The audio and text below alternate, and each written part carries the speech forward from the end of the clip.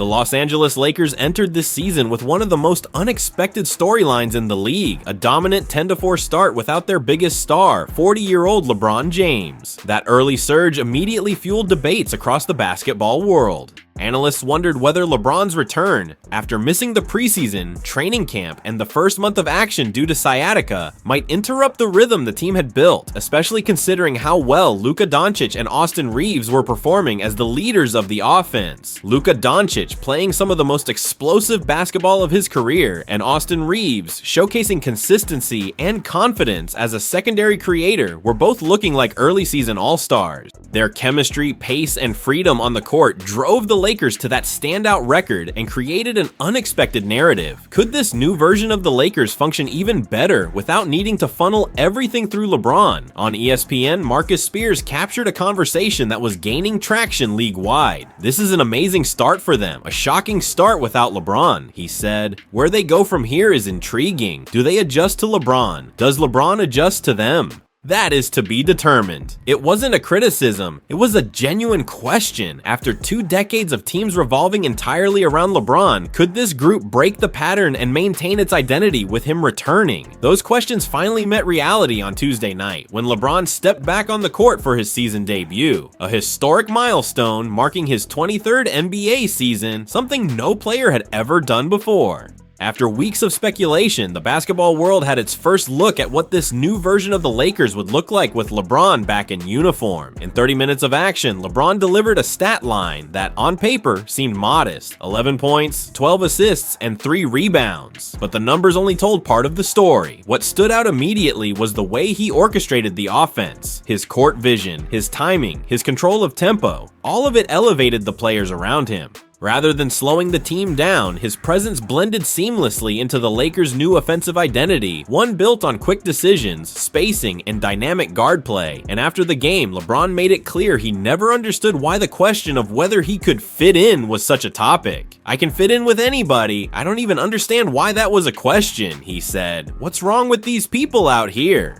I can fit in right away with anybody." It was vintage LeBron, confident, direct, and dismissive of narratives he considers unnecessary. Just as importantly, his return did nothing to diminish the performance of the Lakers' 2 rising stars. Luka Doncic exploded for 37 points, once again showcasing why he's quickly becoming one of the league's most unstoppable scorers. Austin Reeves added 26, continuing to prove he can thrive in a system where the ball moves freely and multiple players can initiate offense. The 3 of them, LeBron, Luka Doncic, and Reeves, looked surprisingly natural together. The ball didn't stick, possessions didn't stall, the offense didn't default into LeBron-centric isolation plays. Instead, the Lakers displayed a balance that felt intentional, as if the team's evolution during LeBron's absence had become a foundation rather than a temporary adjustment. After the game, LeBron shared a more personal reflection when speaking with The Athletic. With his career now deep into its final chapters, he made it clear that he's approaching this season with a heightened sense of appreciation, just staying in the moment, he said.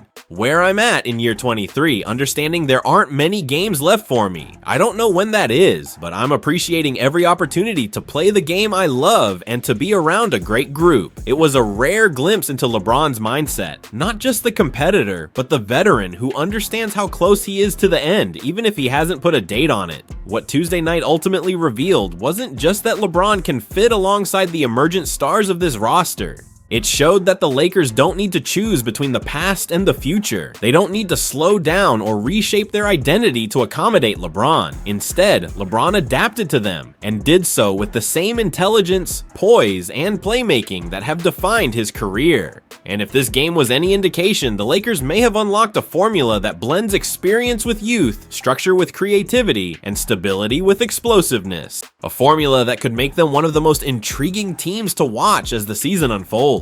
But while the veterans are thriving, the Lakers are also making strategic moves to develop their youngest talent. In the midst of one of the most turbulent weeks the franchise has experienced in years, the team has officially assigned guard Bronny James and forward Adu Thiro to their G League affiliate, the South Bay Lakers. This announcement comes during a dramatic organizational shakeup. Earlier in the day, the Lakers dismissed Jesse and Joey Buss, along with the entire scouting department, moves that sent a clear message that the front office is resetting its structure and expectations. Now, the reassignment of James and Thiero adds yet another layer to a series of decisions that signal major change throughout the franchise. For Bronny James, this shift marks a pivotal moment in his young NBA career. So far this season, he has appeared in 10 games, averaging 2.1 points, 1.8 assists, and 0.9 rebounds. His shooting numbers, 29.7% from the field and 27.3% from beyond the arc, reflect the growing pains of a player still adapting to the speed and physicality of the league. Despite limited minutes, James has shown flashes of control as a ball handler and moments of defensive activity that the coaching staff hopes to develop further in South Bay. Just days ago, Bronny earned his first start of the season against the Milwaukee Bucks. He played 10 minutes, contributing 1 rebound, 1 assist, and 1 steal, numbers that may not jump off the page but demonstrated his poise in a high-pressure matchup. His most recent court time came in the Lakers' victory over the Utah Jazz, where he entered in the closing minutes and posted 3 points and 2 assists. Even in short stints, he has shown improvement in reading defenses and initiating the offense. This is James's second season with Los Angeles after being drafted 55th overall in 2024, a pick that drew intense scrutiny. Critics questioned whether the Lakers selected him strictly because of his father, but the franchise has consistently insisted that the rookie earned his spot. And considering his development curve, the assignment to South Bay appears less like a demotion and more like a strategic step toward giving him expanded reps, more consistent touches, and the freedom to grow without the spotlight of NBA pressure. Thiero, meanwhile, is at the very beginning of his NBA journey. The 21-year-old made his debut just 2 games ago, entering late against Milwaukee and immediately showing the energetic physical style that defined his time at Arkansas. In his brief appearances, Thiero has averaged 3.0 points and 0.5 rebounds in 4 minutes per game, playing with the kind of intensity coaches often rely on to change the pace of a matchup. Drafted 36th overall in the 2025 NBA Draft, Thiero brings a profile the Lakers have lacked, a long, explosive, defensive-minded forward who thrives at attacking the rim. His athleticism stands out immediately, whether it's skying for rebounds, switching on multiple positions, or bulldozing his way to the basket. The G League assignment is expected to give him structured developmental minutes and expand his offensive responsibilities, something that would be harder to achieve in spot duty with the main roster. While both assignments sparked conversation, the Lakers have not provided a timeline for how long James and Thiero will stay with South Bay.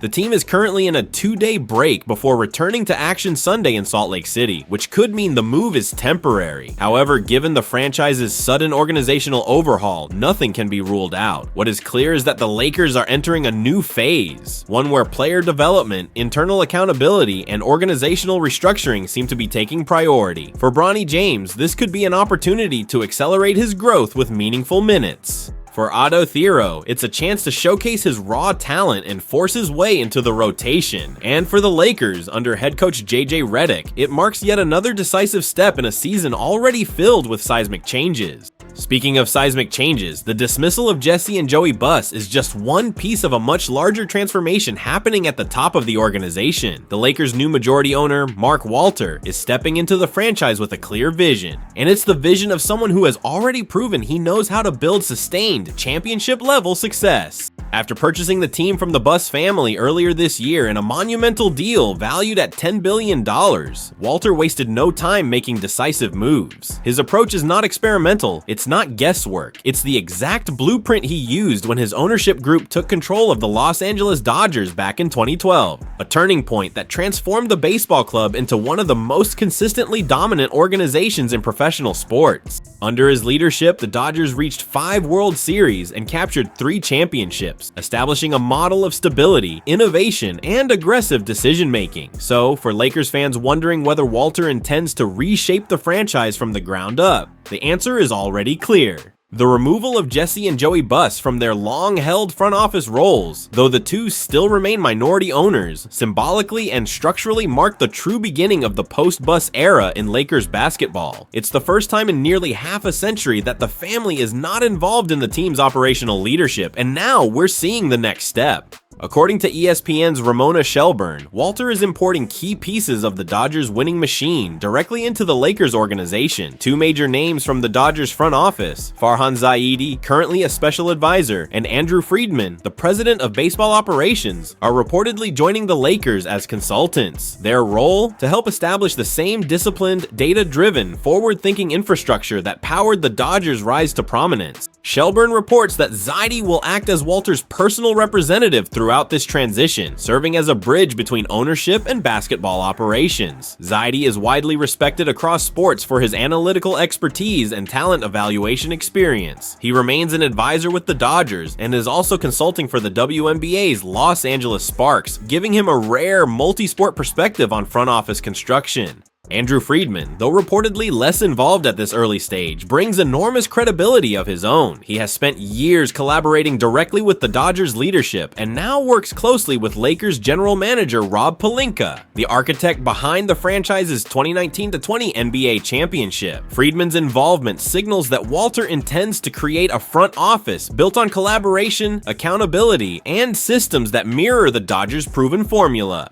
The Lakers' ownership change officially closed on October 29th, marking one of the most significant organizational shifts in NBA history. Despite the transition, former Governor Jeannie Buss will remain in her role for at least another 5 years, ensuring continuity even as new leadership reshapes the franchise's direction. Meanwhile, the results on the court have been encouraging. Rob Pelinka's offseason signings have delivered early dividends. Center DeAndre Ayton has brought physicality and scoring versatility. Forward Jake LaRavia, once considered a role player, is now giving the Lakers reliable minutes on both ends of the floor. And three-time all-defensive guard Marcus Smart has provided instant leadership, toughness, and the type of edge championship teams typically rely on. One of the biggest surprises, however, has been the continued rise of Austin Reeves. Now a fixture in the Lakers' backcourt, Reeves has elevated his play to a level that suddenly places him on a realistic path toward becoming a multi-time All-Star. His improved shot creation, confidence, and consistency have made him one of the team's most essential pieces, especially during stretches where injuries forced the Lakers to adjust on the fly.